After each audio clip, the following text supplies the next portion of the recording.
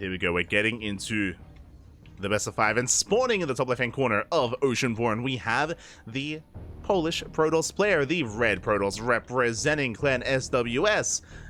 The most tuna of all the players out there. He has won the most amount of Sparkling Tuna Cups in the world amongst all these players, and we'll see if he can claim another win. It is Krystianer. And spawning in the bottom right-hand corner, we have the South Korean Protoss player, the Teal Protoss, the underdog. He was coming in as a bit of a dark horse, but hey, he took down Australia to make it to the finals. And can he go the distance? Can he go all the way? It is LunaSea. Here you go. Ah, beautiful. All right, yeah, of course. And as we settle into the grand finals, if you're in the chat, you know what time it is. It is time to get your gamma going, because predictions are now open. Place your bets on who you think will be this week's champion. Again, Krystianer, I would say, is the favorite player, but LunaSea, he has fought hard to make it to the finals, and on top of that, it's a PvP. It is a Protoss versus Protoss, so anything can and will happen, or as the probes do walk past each other, don't quite interact in the center of the map. Smudge. But they are moving out. Also, very quickly as well, if you want to help support this tournament, if you want to help support these players, you can do so via Patreon as well. !Patreon in the chat.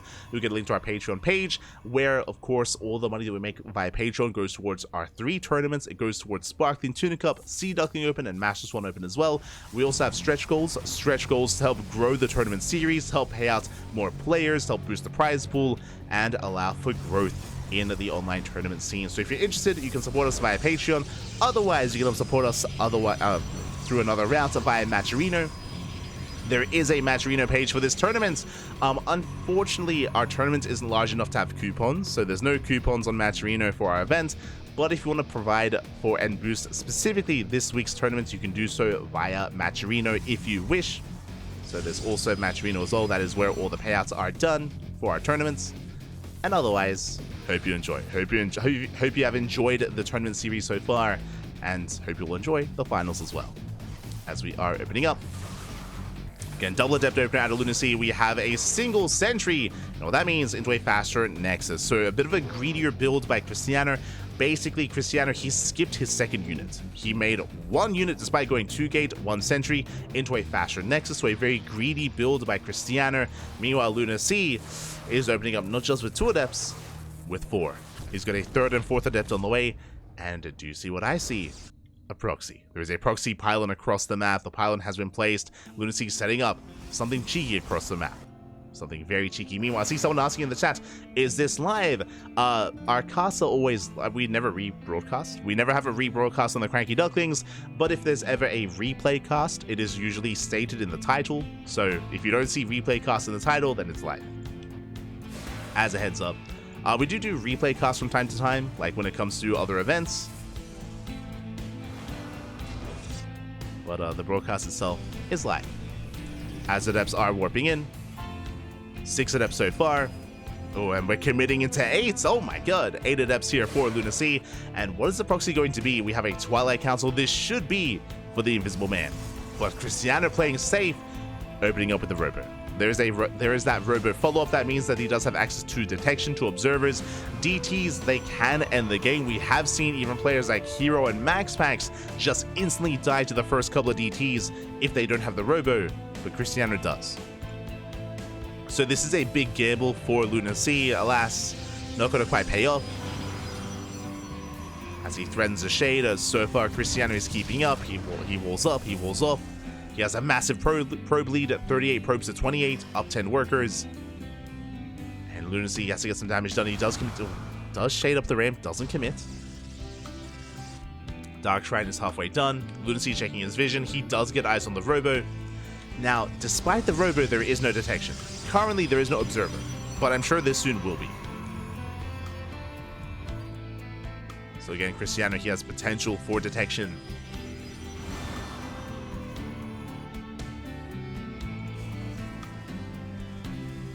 This ain't live, this is light. Almost the same. True. True.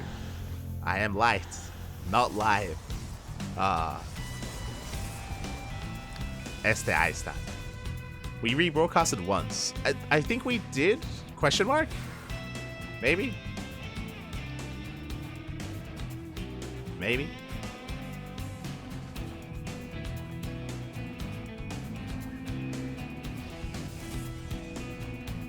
Did we like, I think did we rebroadcast like an MSO or something?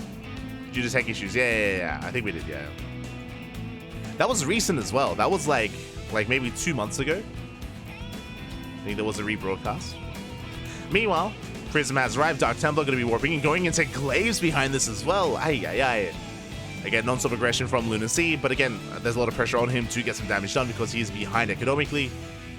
Krystianer dropping into the main, and probes are going down. Again, LunaSea was already struggling economically. He loses 2 probes, loses 3. And Krystianer, he can always pick up and get the hell out of here. Doesn't lose a single stalker. And LunaSea is going for a 2-base all-in. It's straight up just 2-base all-in. It's going to be, what, like 6 or 7 gates on 2 bases with Mass Adept Immortal. It's all or nothing for LunaSea.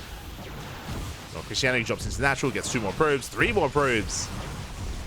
And how much damage will those Dark Templar get done as they drop into the main? Is there detection? There is not. Uh-oh. There's no observer here for Krystianer. DTs are dropped in. LunaSea pushing through the center. Does push through the center. DTs, they're waiting for their moment. More depths warping in, and again, it's all or nothing for LunaSea. It is a 7-gate 2-base all-in.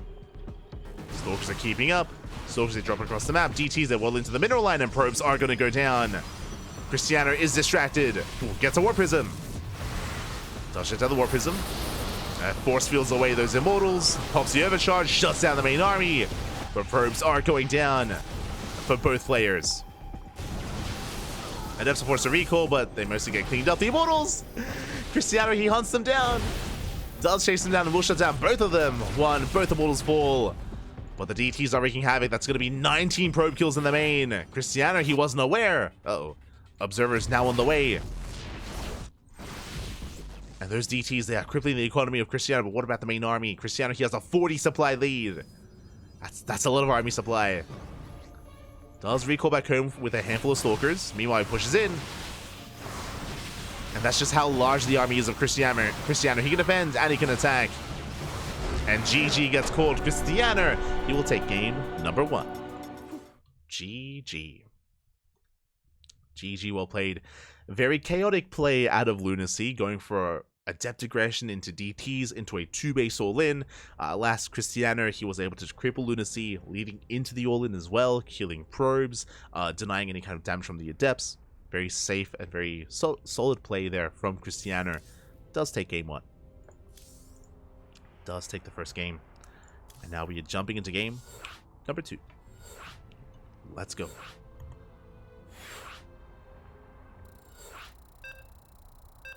Let us go. As a reminder as well, we do have multiple casts here tonight. We're going to be focusing for now, of course, on Sparkling Tuna Cup, but after this event, there is also OSC King of the Hill. OSC King of the Hill is right around the corner, so we're going to be keeping the stream going here. We're going to go from one cast to the other.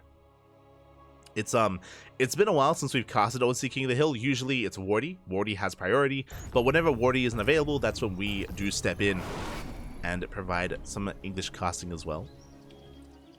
That is going to be after this event, but here we go. We're getting into game number 2. Game number 2 of this best of 5 series, and spawning in the bottom left-hand corner of Alkione, we have our Polish Protoss player, the Red Protoss.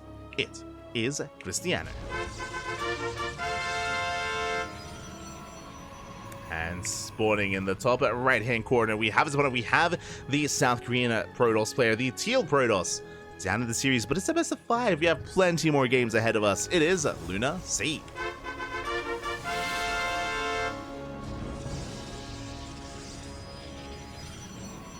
we go. And again, we had a very aggressive game out of LunaSea in game 1. Didn't quite work out the way he hoped, so I'm sure that we're going to be switching gears here. Switching gears to something a little bit more macro-oriented, or maybe a different form of aggression. We'll see. But now it looks like a 2-gate opener out of our Teal Protoss. Likewise, 2 gateways out of our red Protoss as well. So far, so good. Oh, true, I forgot about that. Yes, yes. Wardy, he was playing in Epic Land. Right, I forgot. But I guess because he was of course focusing on Epic Land, that will be us stepping in this week for the King of the Hill. Does make sense. Does make sense.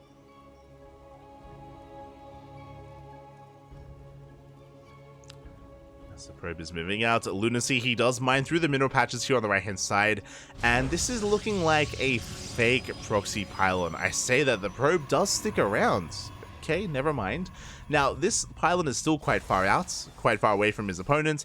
This looks like a proxy Stargate opener. Technically, this could be Twilight Council into a Dark Shrine, but I'm leaning more towards Stargate into Oracle into a more macro game. And there it is. There's a Stargate. So it is going to be proxy Stargate into Oracle Harass. The Oracle can wreak havoc in the main. Meanwhile, we'll see if Krystianer can piece together what exactly is going on.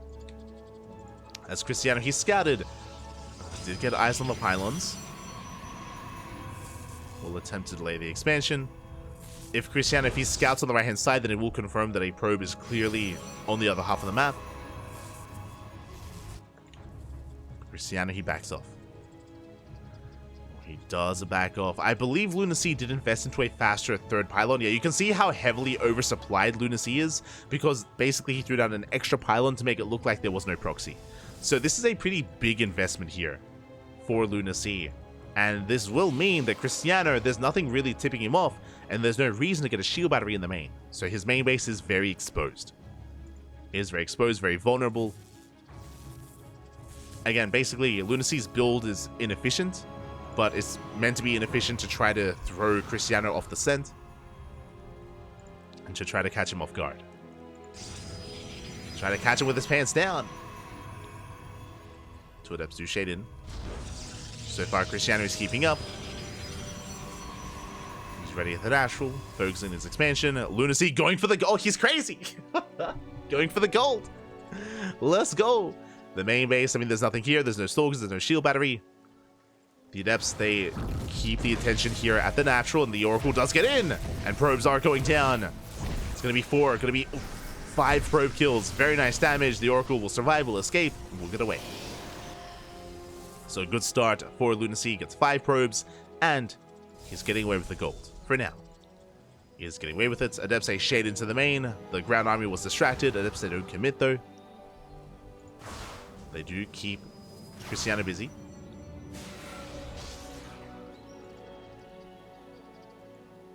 They keep him pinned back. Oh, he does commit into the main, but yeah, it doesn't quite isn't quite worth it here. He trades out 2 adepts for 2 probes. A 1-to-1 trade, not ideal for LunaSea. Likewise, there's nothing to threaten Krystianer anymore. And the hallucination will get eyes on the very delayed expansion. That is suspect. Yeah, that is very suspect. You can see hallucination for Krystianer. He's checking for the gold. He does check it. He will confirm. Very nicely done. Again, Krystianer, he realized just how late the expansion was, and it just didn't add up. So now he knows. Now he is aware of what LunaSea is trying to get away with. Stalkers are moving up, but double Oracle hits the natural, and once again, Krystianer not in position. But there's a shield battery. Army is forced back for a moment. 3 probes go down. Stalkers also in the main. And LunaSea doesn't find too much here. Gets 3 probes, gets almost a 4th. Meanwhile, Krystianer, he does commit and wants to knock down that gold. Meanwhile, LunaSea, he's not ready for this. Uh-oh. Where's the army? Where's the warpins? LunaSea, he has a bank. He has 600 minerals in the bank, 400 gas as well. Where are the warp ins? LunaSea, a little bit asleep at the wheel. His gateway's just now finishing up. And these gateways were not ready. And LunaSea, he's being punished for it. I mean, he did well. The oracles, they were doing damage. He got away with the gold base, but the gateways were just a little bit too late. The warp-ins were delayed. And LunaSea was barely not ready for this.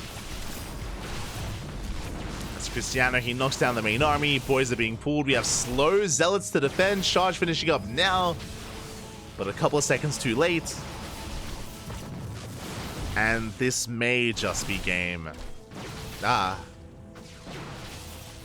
Again, it wasn't a bad start for LunaSea, but the follow-up there needs to be a little bit more tighter, a little bit more efficient, as that's a kill on the Nexus.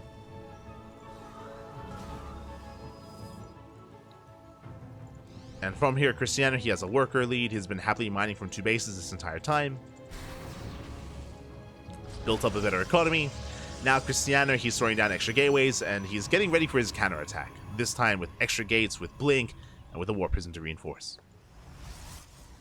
So Krystianer, he's just going to chill back at home until all this really kicks in.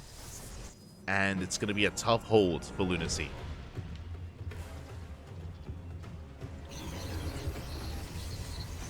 It is going to be a tough hold.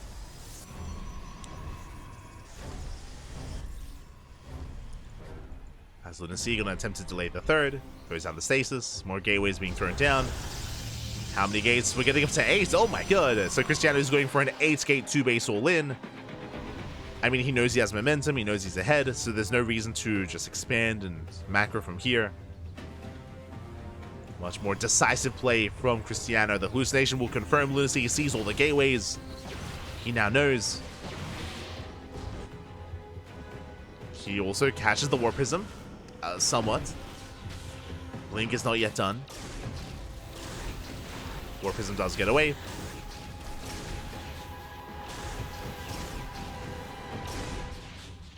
As Krystianer pulls back. Well, Blink is now done. Or is now finishing off with players. Krystianer moving out. Again, he has double the Stalker count. Which is insane. Does keep a couple Stalkers back at home. They are, of course, keeping up with the Oracles. Krystianer, he wants to focus on his push.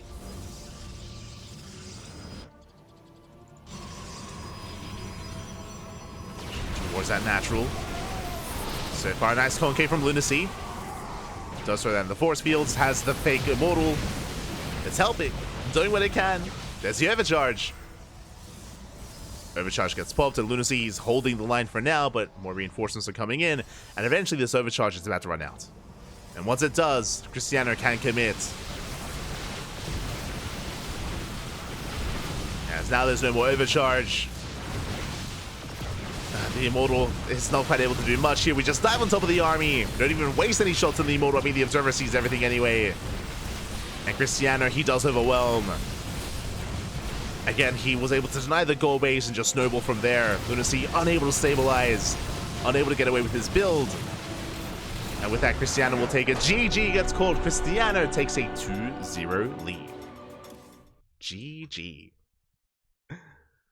GG, well played. Again, I wasn't opposed to the build of choice from LunaSea. Honestly, it was working out really well for the Teal Protoss player, but we saw that he just barely did not have enough warp-ins ready to defend his gold. And without the golds, that was game then and there. That was Krystianer just recognizing that his opponent was vulnerable and punishing him so quick and so hard. As we saw, even though LunaSea had a bank, he had, if you remember, he had like 600 minerals and 400 gas. Like, he had resources, but he had no gateways. His gateways, they finished up a couple seconds too late. They finished as the Nexus was already halfway gone at that point. So again, LunaSea just didn't have the production, didn't have the warp-ins ready in time to help defend, to help fortify that gold. And with that, Krystianer snowballed out of control. Did snowball from there. And with that, we're now getting into Game 3, potentially the final game of the series.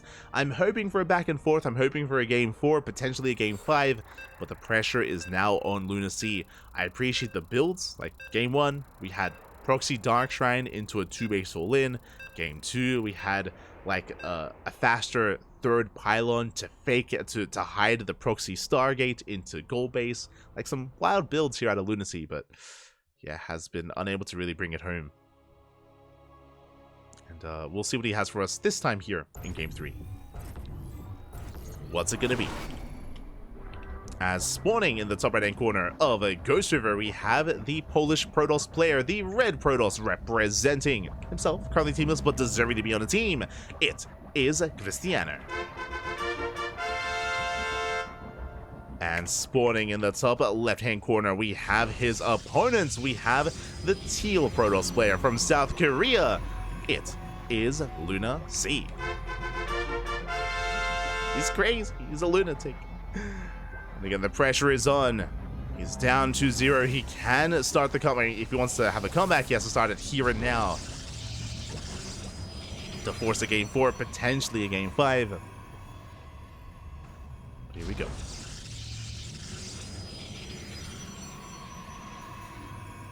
Here we go. So now we're settling in. Just 2 gate openers, 2 gates out of the LunaSea, 2 gates out of Krystianer. Nothing wild yet. I mean, we are loading into a much smaller map. Welcome to Ghost River, of course, one of the smallest map in the map pool. Very short rush distance by ground as well. So aggression can be favored.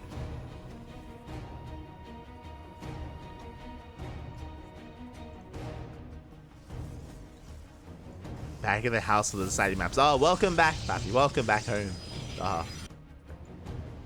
Hope you're safe. It's terrifying going outside. There's no StarCraft out there. Oh my god.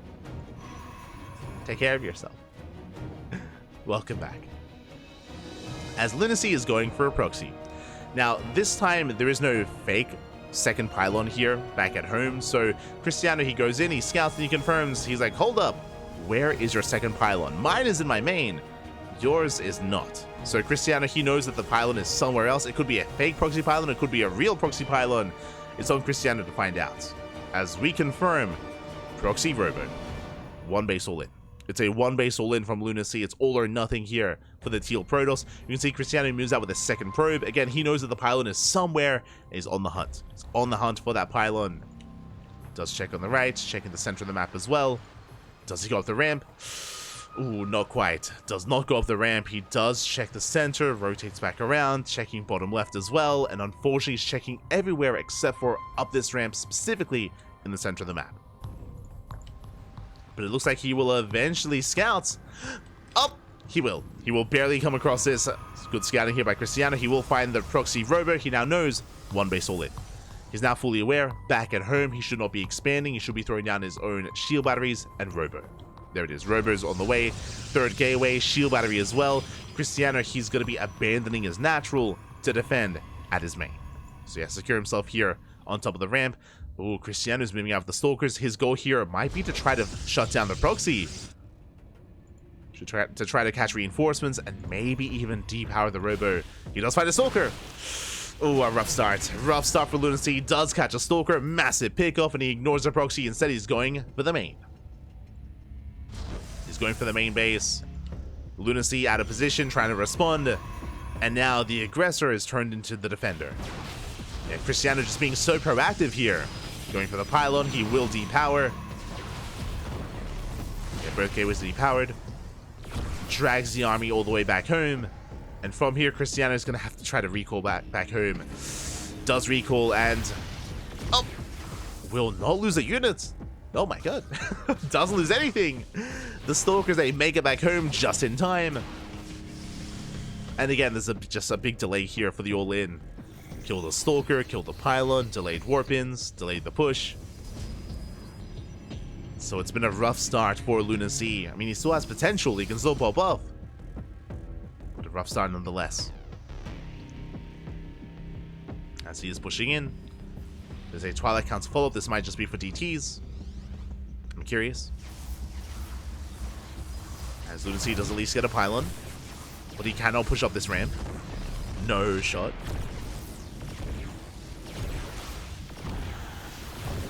Does have high ground vision, going for the gateways. 1 gateway is going to fall. So again, these are some decent pickoffs here.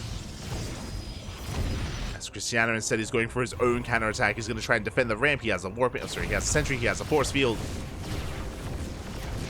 Is holding the line.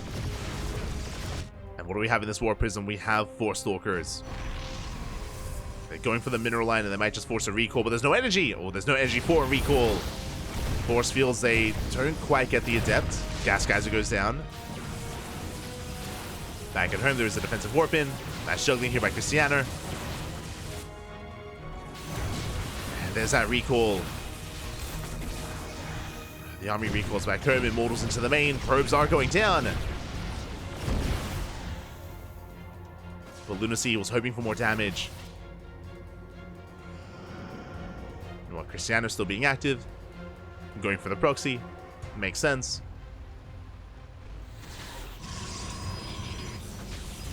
Again, LunaSea not quite in position to defend, he's going to try to respond with his Immortals. Pylons are going down.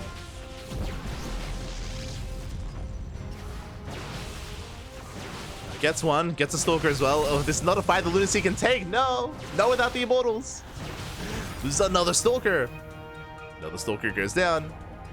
And Krystianer is just picking LunaSea apart.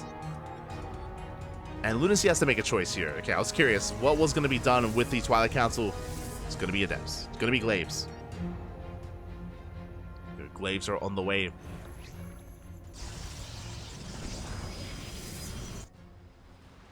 So this tells us that LunaSea is not expanding. He's not going to expand. He's not going to try to transition out of this. One way or another, the game is going to end. As it's going for a one base, Glaive Adept Immortal all in. And Krystianer's expanding. Bold move. But Krystianer, I mean, he's just chilling, just expanding. You can throw down some shield batteries. The longer this game goes on, the better it is for Krystianer. LunaSea does depower the gateway and the robo. Not bad.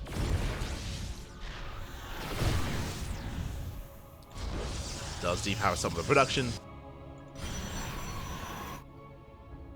Look at the army sizes. We have 3 Immortals versus 4. Krystianer does have the Immortal lead. Likewise, Krystianer has shield batteries and an overcharge as well. Adept says shading in towards the main. Actually, they commit here at the natural instead. Yeah, they're going for the main army. Does commit. Immortals coming in as order reinforce. And Adepts are breaking through. And the Immortals are being focused down. Nice juggling here by Krystianer. Does save the Immortals just barely in time. Oh my, the juggling! He saves them. Saves the Immortals. There's the overcharge. Does pull them back, and Krystianer doesn't lose a single Immortal. Very impressive. I mean, so many of them got low. And once one starts falling, so does the other, then the other, and LunaSea could have broken through this if it wasn't for the War Prism Micro. So I say that, yeah, here we go. GG gets called. LunaSea, he barely does break through. And LunaSea, he fights back, puts a point on the board, and we are going to game 4. Whew. GG. I was impressed here by the defense of Krystianer, but when it comes to his War Prism Micro, but it looks like he barely still did not have enough. LunaSea did overwhelm. And we're going to game 4.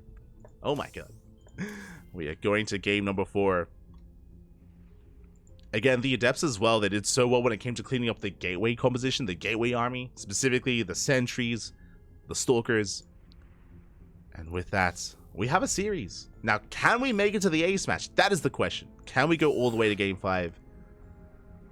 The pressure is still on LunaSea.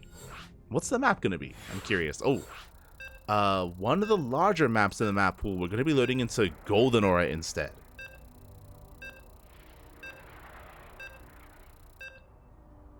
Going to be loading into Golden Aura. Again, one of the larger maps in the map pool.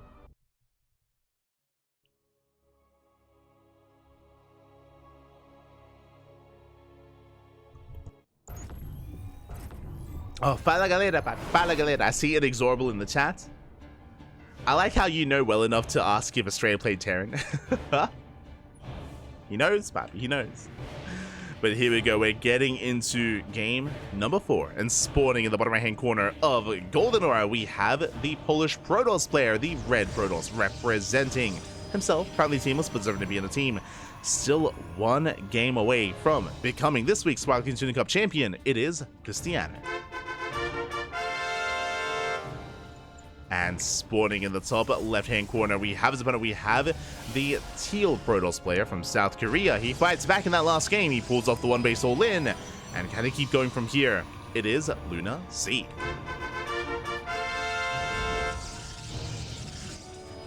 One more game is all he needs to force the ace match. We're getting there. South Korea, he fights back in that last game. Oh my god. Sorry, just setting things up. Here we go.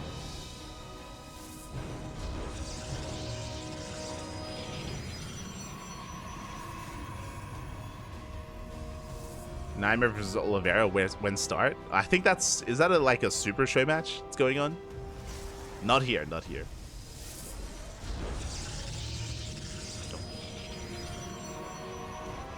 Here we go, we are selling in. Once again, 2-gate opener out of Krystianer. Likewise, 2-gate opener out of LunaSea. And we'll see what direction our players do take us in. LunaSea throws down his second pylon in the main, so this time there is no proxy. No proxy, no initial cheese, no initial all-in, not yet. Things are looking a little bit more normal. As we mentioned before, coming into this map, Golden Aura is one of the larger maps in the map pool, is much more macro-oriented as well. So we could just see some standard openers and some standard play. Maybe. As Krystianer is opening up double Adept, looks like Krystianer wants to be the aggressor. Oh my god! That's a Robo on one base, and even though Krystianer isn't going for a proxy, this is the beginning of a one base all-in. Jesus. I mean, I say that. I mean, he could just be playing very safe. Could just be going for like a safety Robo opener into a delayed expansion. And it could just be going Prism first. I'm curious. Does Krystianer throw down a third gateway? That's the question. Third gateway or an expansion. LunaSea, of course, is going for the natural. Adepts are moving out. LunaSea is scouting towards the top right, looking for any kind of crazy proxy. Throwing down his own, actually. Interesting. Meanwhile, Krystianer, he's banking up. Okay. Krystianer, he's banking up resources. Looks like he will expand. He does not throw down a third gateway. It's just 2 gateways into Adept War Prism Harass with a natural behind it. Now, this is a delayed expansion. It's a delayed natural for Krystianer, so he needs to get damage done because LunaSea, his base is already halfway done. Nexus is already halfway there. So these Adepts have a lot of work to do. Now, the way this works here, as you can see, the dynamic in PvP is that Adepts, they threaten Shades into the main and they try to bust in and try to get some economic damage. LunaSea so far has been quick to wall off, but the War Prism can bypass that. The War Prism can just look. Oh no, he gets in! Oh my god, calm down. But the War Prism can bypass the ramp and just drop Adepts straight into the mineral line. Likewise, LunaSea going proxy Dark Shrine. But because of the build, because of the opener of Krystianer, because he did open Robo very quickly, he has access to detection. He can make an observer. So LunaSea rushing DTs, Krystianer rushing Robo. Does threaten to dive into the main, but he backs off. And will he scout the proxy? Oh. Krystianer, he backs off, and he will come across the Dark Shrine just in time, and that means he can chrono out the Observer. He sees, he confirms, he knows what's going on. Very fortunate for Krystianer. Observer's on the way, and these DTs, they're not going to get anything done, or at least they shouldn't get anything done. Adepts a shade into the natural. They get 2 probes so far.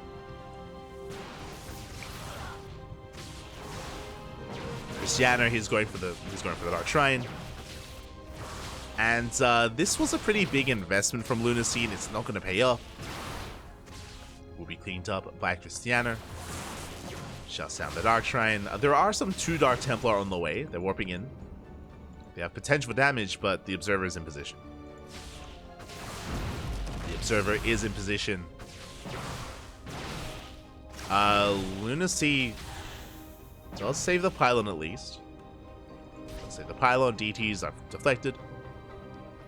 They are forced back.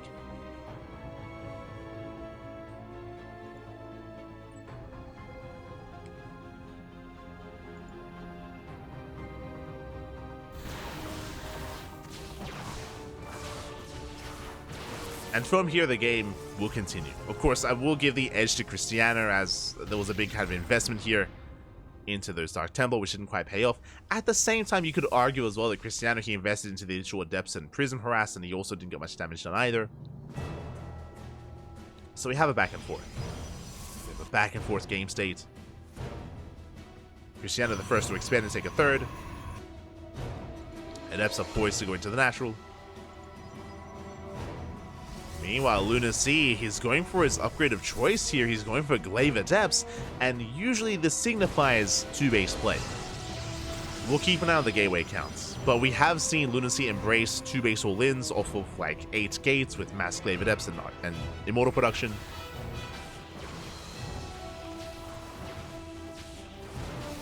Pylons being shut down. And there it is. There's the gateway explosion. It was either throw down all these gateways or expand. It was going to be one or the other, and there clearly is no expansion. Krystianer shades in towards the natural. 2 adepts taking one-shot probes. Probes are going down. At the same time, the main army of LunaSea pushes towards the third. He's been taking a lot of hits. Krystianer trying to hold on. He gets 3 probe kills across the map, getting even more damage done. And LunaSea's economy is being crippled. And so many workers are falling.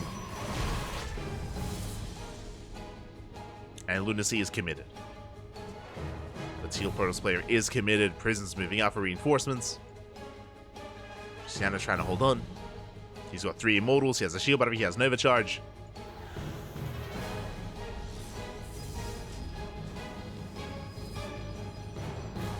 No, he supply. No, that was not the time. He supply blocked. Oh my god. I was in that moment, at the same moment as LunaSea, he's like, why aren't we warping in any more units? Oh. So he does react with 3 pylons. When you're 2 base all in, now is not the time. Not like this, Papi. So LunaSea, his push is going to be delayed. This is giving Krystianer more time to throw down more shield. I mean, there's no additional shield bars for more warp-ins. Just more warp-ins here for Krystianer. The longer this goes on, the better it is for the Red Protoss. He's getting his third up and running. Field supply blocked, man. Not like this. Prism towards the natural. Alright, guys, LunaSea pushing towards the third. Doesn't commit. Just distracting. DTs do get dropped in. There's an observer in position. Krystianer, he's all over this. Yeah, there's an observer in the main and in the natural as well. Main army pushes in, but Krystianer, he does punish. Dies on the Immortal. Gets a kill. The Immortal goes down. And LunaSea, he has to commit. There's no turning back from this. It's all or nothing. Adepts, they come in to support, they come in to buffer, but there's 3 Immortals behind this. Just a massive wall of Protoss, and Krystianer, he does not back off, he does not go down. He shuts down the main army, chases it down as well. The Prism falls. And LunaSea, he has nothing left. He has nothing left, he's down to 5 Stalkers. Remember, there's no third expansion, he's going for an adept counterattack. Krystianer, he recalls back home. We'll lose some probes, but this is not good enough.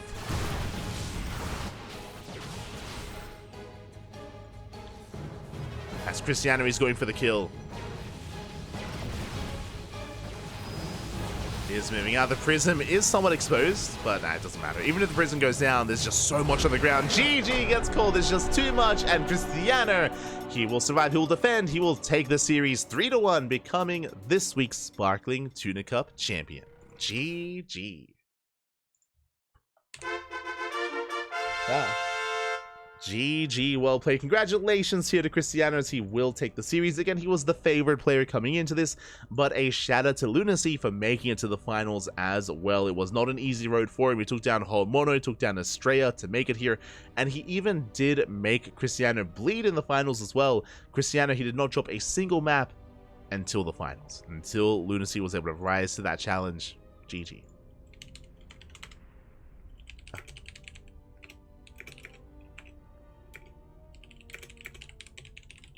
So GG, well played, congratulations. Again, LunaSea will take the series 3-1. My condolences, sorry, Krystianer will take the series 3-1. My condolences to LunaSea as he will bow out, but a good performance nonetheless. Some people were asking earlier, yes, Estrella, he did off-race against LunaSea in the semifinals. He was punished for off-racing. If Estrella hadn't played his main race, would I have favored him over Krystianer? Potentially. I do think they're quite comparable in skill. I probably would have favored Estrella coming into that. Estrella has been looking very impressive as of late in these online tournaments. When he plays Protoss, though, that's the caveat. He's been looking impressive when he plays Protoss. A little bit less so when he plays Terran. Regardless, GG, well played. Congratulations, and yeah, with that, we're going to be wrapping up our tournament for the time being. Our initial tournament, as I said before, we have 2 casts today. We have 2 broadcasts back to back. We are going to be going into the OSC King of the Hill, and we will need a couple of minutes to get that set up. I will slip into some DMs and figure out what's going on.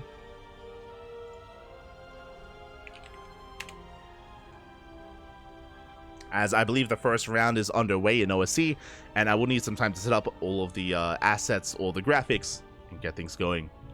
For those that are curious, OSC King of the Hill is taking place, or it is a weekly tournament, and it is an it is a King of the Hill style format.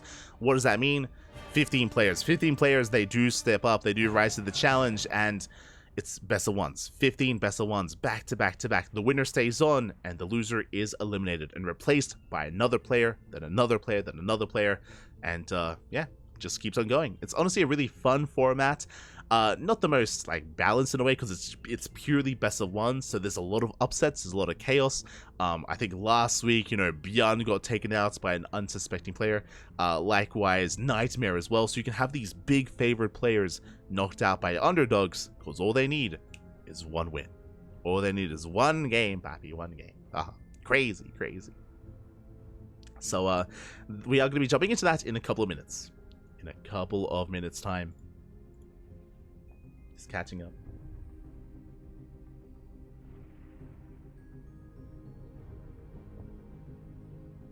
Can't hear light. Oh no.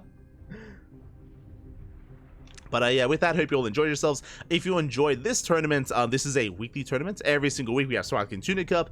It is open to all players from all regions, from all shapes, from all sizes. So we do kind of bring the European and the Korean region together here, and sometimes some players from the Americas as well. Shout out to Australia for, of course, making it to the semis. It is not a friendly time slot for the Americas region whatsoever. And again, if you want to help support this tournament series, you can do so via Patreon. Patreon is the place to be to help support the Sparkling Tuna Cup. So you can do so if you wish. Otherwise, we're going to be going on a short break. We're going to be going on a very short break, and when we return, we will have OSC King of the Hill. So we'll be back soon with another tournament, with another broadcast. I just got notified that the event started at the top of the hour, so we're a little bit behind, and they just began the tournaments. I believe 4 Jumi is playing against Demi in a ZVP, so they're currently mid-series, so we do miss out on game 1, but we will have the rest of the tournament to catch up on and to jump into. So we're going to be jumping into game 2, into game number 2, and again, we'll be back in a couple of minutes. See you guys soon. Take this moment to get some snacks, get some water, drain your disruptors, tuck in your Tempest, cuddle your Colossus, and hydrate all of your Hydras. We'll be back soon with some more StarCraft. See you then. See you soon.